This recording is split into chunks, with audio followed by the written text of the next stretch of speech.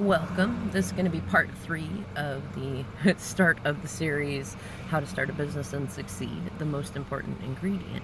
Now, what I was saying is that, like Tony Robbins, I love the part of his story. Like, he'll even talk about, I'm not a guru.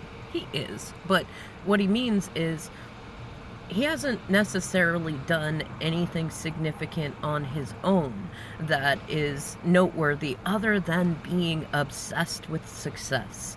That's what he's had. And he learned that from researching Napoleon Hill and Wayne Dyer and I think he did. I don't know if he got into Bashar or not. I got into Bashar and Eckhart Tolle and like just the people of his time that were in there. He looked at all the different business moguls. He read all of their books. And a lot of that was stolen time in libraries, like getting little pieces that he could. And he has a story about, like, he went to this sales seminar where they were selling cassette tapes with Napoleon Hill stuff and things like that. And he couldn't afford, he tried to be able to afford them. He wrote a check to be able to get them, and the check, it failed. It didn't go through. And so he brought all of them back, and he couldn't afford a single one of them except, I think, like one $18 tape. And the guy that was there saw like how dismayed he was and how many people would actually bring the shit back. A lot of people would write a bad check knowing they're writing a bad check and then would keep all of it and go, well, I'm keeping it. He didn't. He brought it back. He had integrity. And because he had integrity, the guy there took pity on him and helped. They gave him a few more and helped him make payments. And then he watched, Tony come back again and again and get more tapes. He was determined. He was obsessed. And he had lots of people telling him that he could not do it. That he could not succeed.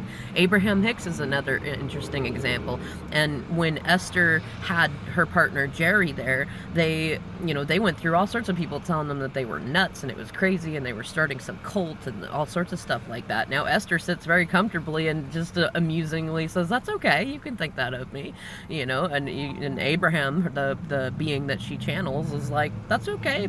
If you want that to be your reality and you don't want to join in on the fun that we're all having, that's fine with me.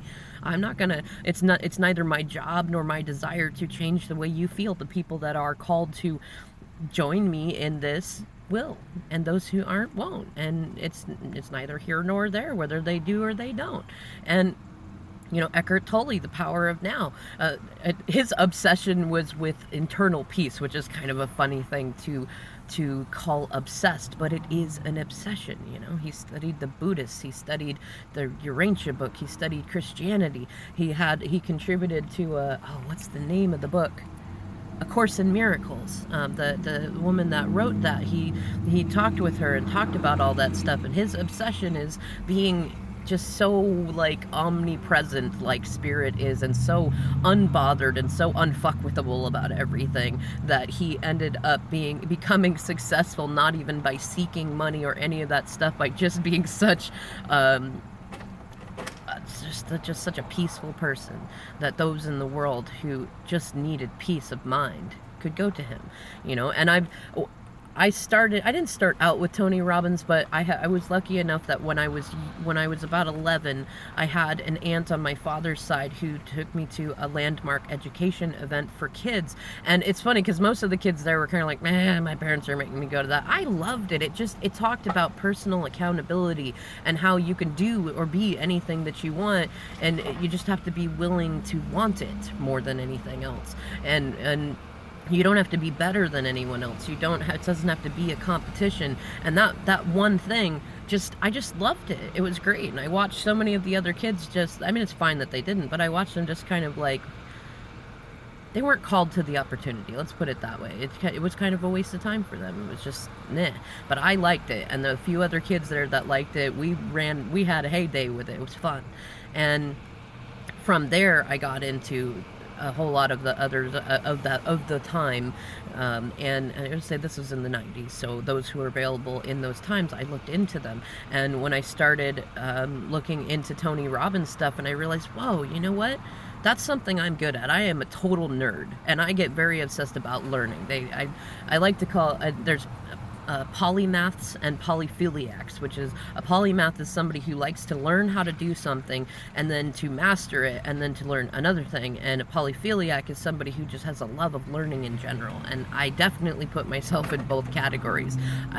It wasn't even until more recently, in the last couple of years, I had a whole file cabinet, or several file cabinets in my head, of what I considered kind of useless information and facts that I just know because I like to learn. And they've actually come in handy more times than I can count. And now, in terms of going into the actual coaching that I've been like preparing myself for like 10, well, more like 12 years even, I have a whole list of information and experiences that are a combination of my own experiences and what I've researched and how other people have succeeded. And Dolly Parton is another favorite of my examples. She's not she's not a life coach or a guru or anything, but she's one of the most successful people in the world. She's also a fellow Capricorn, which I love, and she does a whole number of things, and she does them because she's passionate about them. She follows her heart. She's obsessed about them, and she's got a whole list of things that she tried to do that she was only so about and didn't succeed at.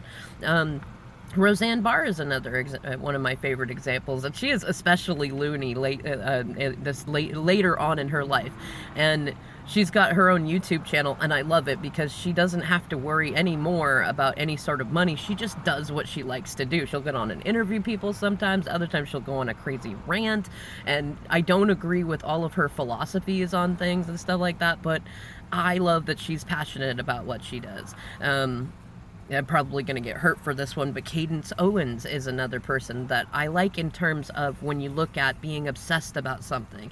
And I don't align with all of her philosophies, but I love that she takes on the context of, like, we get into stereotypes, especially when it comes to racism and how we view other people, and she is like intentionally different than anybody else that you might put in any sort of category of her, whether it be Republican or conservative or freedom fighter or a Black American or any of that stuff. And she just completely changes all the paradigms because she's passionate about it, right? And there are lots of people that I've studied and learned about that I don't like per se as a person, but I like to know what makes them passionate about things.